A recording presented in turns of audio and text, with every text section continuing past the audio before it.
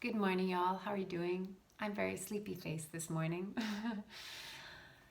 So I was thinking about inner authority and how that's a really important part of this process that I've been talking about over the last couple days, just the inner journey back home to ourselves, essentially. So you can look at my previous videos to know more about what I was talking about. But why is inner authority so important?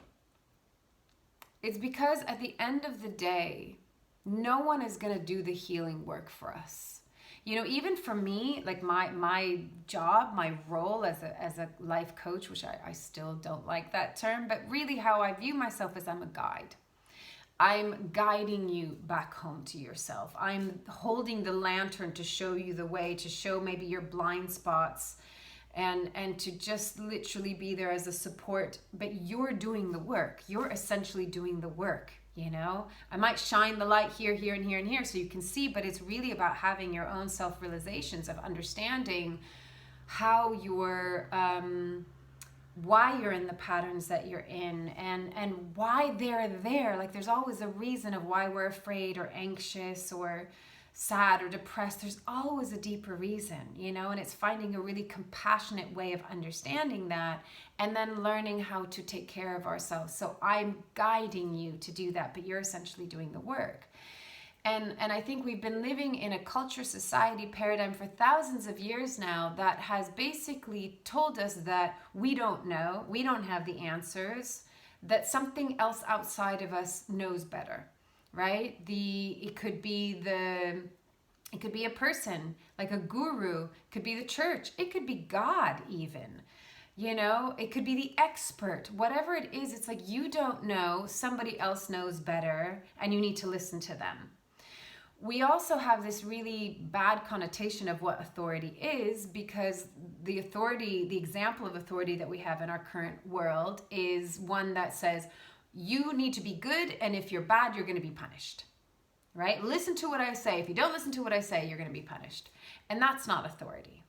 To me, an inner authority is taking self-responsibility, which is very empowering because it's basically saying, I am the creator of my life. I am the one that has the capacity to heal myself, to inspire myself, to create the life that I want to create. And even if you're an atheist, like almost even more so, that holds even more true, that you are really the creator of your life. And if you do believe in God or the universe or anything else, that is, you are in co-creation with that we're not just sitting here letting life happen to us, it's with us, right? And that's really empowering. Now, a lot of people like to believe, like maybe it seems easier to think, oh, somebody else can fix me, or if I pop this pill, that will heal me, right? But it's actually really hugely disempowering because it keeps us in this paradigm of the external knows better, or the external validates me. The external tells me if I'm good enough, lovable enough, significant enough, have enough something. Have I succeeded? Do you approve? That's exhausting to live that way. And then we're always in this kind of state of confusion and disconnection because we've left home. And home is inside of ourselves, and home is in the heart. We've over-glorified the mind. We've made the mind the master rather than the servant. We live too far in the left brain, in the masculine, where we're a combination of the right and left brain, and the masculine and the feminine, which is non-gender based. And in doing so, we've lost our own inner knowing and inner wisdom, and we've exported that knowing and authority to something or someone outside of ourselves.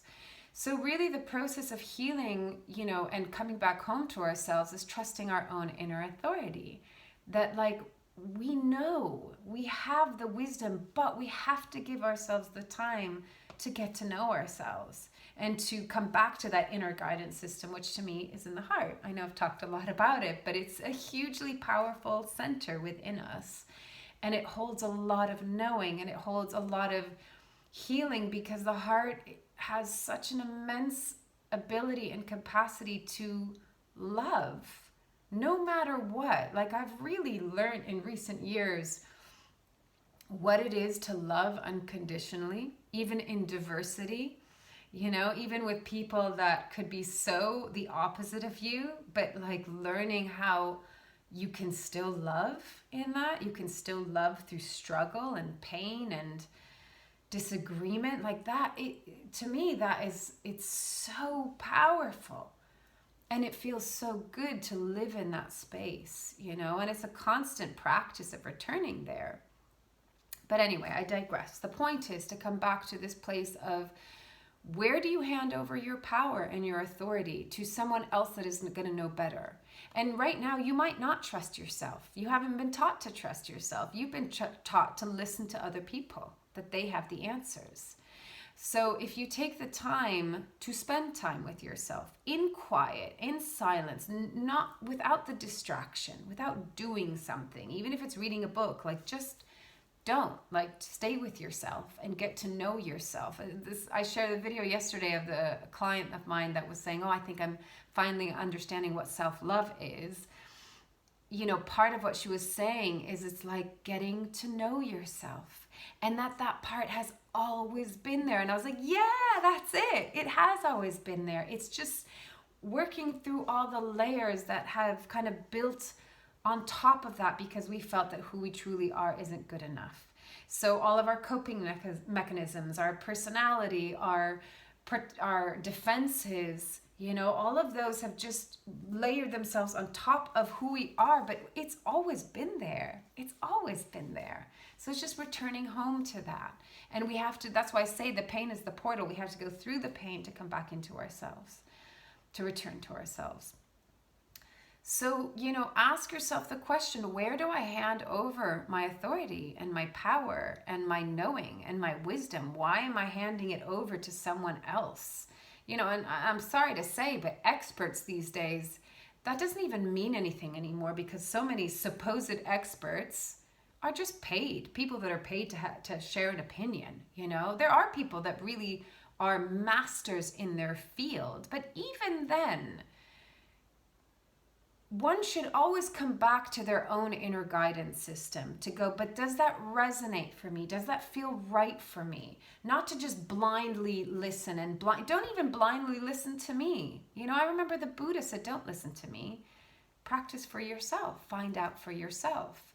You know, people that can just be like, okay, I'm offering you an invitation, but the invitation is to go into yourself and feel for yourself, right? Even in my work, I am simply the guide. I am simply the guide. I'm not the one that tells you what to do and how to do it. And, you know, I'm not here to fix it. That just doesn't work. It just doesn't work.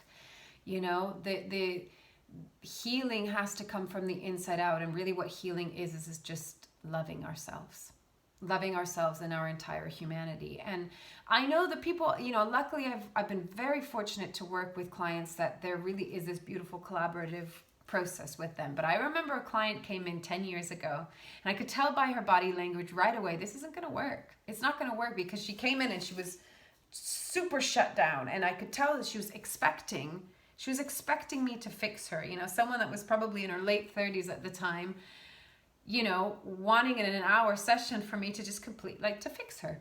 And it doesn't work that way. It doesn't work that way. No pill, no person is going to resolve and make things better for us. They can absolutely support us, guide us, offer insights. But at the end of the day, if we're not willing to do the work and to go in and get to know ourselves, if we don't want to know ourselves, nothing's going to change. You know, and you know, that's okay too. If you feel like you don't want to and you're not ready and you don't want to put the effort into it, that's okay. But the consequence is that we'll never really know ourselves. And knowing ourselves is what offers us liberation. And the happiness, which to me is just peace, that we're seeking, again, outside of ourselves. Everything we need is inside, but we have to be willing to go in. And so this topic of authority and inner authority becomes vital in this process, because if we're trying to go in and we're trying to build trust with ourselves and we're trying to come to a place of love and acceptance within ourselves, but we're still going, oh, but someone else knows better. Someone else is going to validate me. Someone else is going to love me. right? For, you know, to make all of this better for me and tell me I'm good enough and show me that I'm good enough. No, they can. People can love you, they can support you, they can show you. You might not believe them because you haven't gone in and discovered it for yourself and felt it and embodied it for yourself. It's not a concept, it's a feeling, it's an embodiment. If you don't have that embodiment within you, you know, someone can be there loving you and supporting you and doing everything for you, and you won't see it, you won't receive it, you might reject it, you might sabotage it. So inner authority is really that part that goes, okay, I trust myself. I trust my inner knowing and inner wisdom. And I'm not going to just export everything to something else, because everyone has to know what's right for them individually, you know. And then we take self-responsibility, and, you know, I do think it is our self-responsibility, our responsibility to walk into the world as compassionate, kind beings, which I believe we are. We really are, right? But we've been in an environment that isn't conducive for that, that isn't supportive and nurturing of that, actually quite the opposite. So all the more reason to come back into ourselves, all the more reason to find our own inner authority as an act of self-love. So it's an invitation. Ask yourself, where do I hand over my authority, my power? Where do I think that someone else is going to create the life for me or make it better or heal me? And can you turn that towards yourself and go, how can I be those things for myself? How can I heal myself? How can I create the life that I really want? And of course you can get support along the way. Like, of course, that's part of why I'm here, is to support people in that. But not to make it happen for them, because that wouldn't be empowering at all. So take it or leave it as feels right for you, as always, and loving you from afar. Bye.